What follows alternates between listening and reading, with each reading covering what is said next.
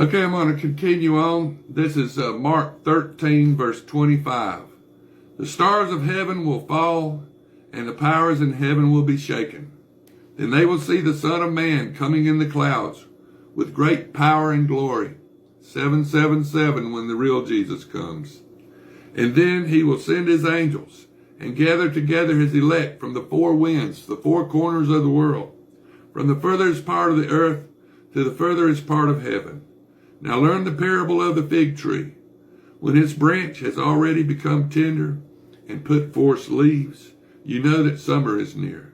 So you also, when you see these things happen, you know that it's near at the doors. Assuredly, I will say to you, this generation will by no means pass away till all these things take place. Heaven and earth will pass away, but my words will by no means pass away. But of that day and hour no one knows, not even the angels in heaven, nor the Son, but only the Father. Only God knows the time. Take heed and watch and pray, for you do not know when the time is. It is like a man going to a far country, who left his house and gave authority to his servants, and to each his work, and command the doorkeeper to watch. Watch therefore, for you do not know when the master of the house is coming, in the evening, at midnight, at the crowing of the rooster, or in the morning, lest coming suddenly he find you sleeping. And what I say to you, I say to all, watch. Now, the elect go before Satan in the synagogue of Satan and allow the Holy Spirit to speak through them. And they'll be singing this great song of Moses, Deuteronomy 32. And here we go. We're going to read Deuteronomy 32, the great song of Moses. Give ear, O heavens, and I will speak, and hear, O earth, the words of my mouth. Let my teachings drop as the rain, my speech distill as the dew, as the raindrops on the tender herb, and as showers on the grass. For I proclaim the name of the Lord. Ascribe greatness to our God. He is the big R rock. His work is perfect. For all his ways are justice. A God of truth and without injustice. Righteous and upright is he. They have corrupted themselves. They are not his children because of their blemish. A perverse and crooked generation. Do you thus deal with the Lord, O foolish and unwise people? Is he not your father who brought you? Has he not made you and established you? Remember the days of old. Consider the years of many generations.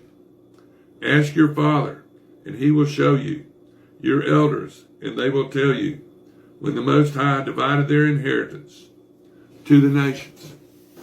When he separated the sons of Adam, he set the boundaries of the peoples, according to the number of the children of Israel. For the Lord's portion is his people. Jacob is the place of his inheritance. He found him in a desert land and in the wasteland, a howling wilderness. He encircled him. He instructed him, and he made him as the apple of his eye. As an eagle stirs up its nest, hovers over its young, spreading out its wings, taking them up, carrying them on his wings. So the Lord alone led him, and there was no foreign God with him. He made him ride in the heights of the earth, that he may eat the produce of the fields. He made him draw honey from a rock, and the oil from the flinty rock, curds from the cattle, and milk of the flock, with fat of lambs, the rams of the breed of Bashan, and goats, with the choicest wheat, and you drank wine, the blood of the grapes. But Jeshurun grew fat and kicked. You grew fat. You grew thick. You're a beast. Then he forsook God, who made him, and scornfully esteemed the rock of his salvation.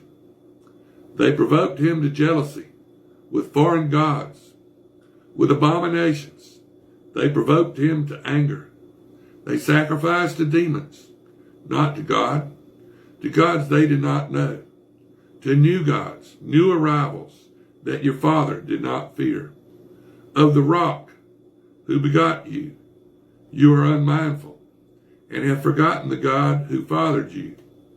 And when the Lord saw it, he spurned them, because of the provocations of his sons and his daughters. And he said, I will hide my face from them. I will see what their end will be, for they are perverse generation, children in whom have no faith. They have provoked me to jealousy by what is not God. They have moved me to anger by their foolish idols. But I will provoke them to jealousy by those who are not a nation. I will move them to anger by a foolish nation. For a fire is kindled in my anger, and shall burn to the lowest hell. It shall consume the earth with her increase, and set on fire the foundations of the mountains. I will heap disasters on them. I will spin my arrows on them. They shall be wasted with hunger, devoured by pestilence and bitter destruction. I will also send against them the teeth of beasts, with the poison of serpents, of the dust. The sword shall destroy outside. There shall be terror within. For the young man and the virgin, the nursing child, with the man of gray hairs, I would have said, I will dash them in pieces. I will make the memory of them to cease from among men. Had I not feared the wrath of the enemy, lest their adversaries should misunderstand, lest they should say, our hand is high, and it is not the Lord who has done all this. For they are a nation void of counsel, nor is there any understanding in them. Oh, that they were wise, that they understood this, that they would consider their latter end. How could one chase 1,000 and two put 10,000 to flight, unless their rock had sold them, and the Lord had surrendered them? For their rock is not like our rock, even our enemies themselves being judges. You got the little r rock, Satan, and the big R rock, Jesus Christ. For their vine is the vine of Sodom, and the fields of Gomorrah.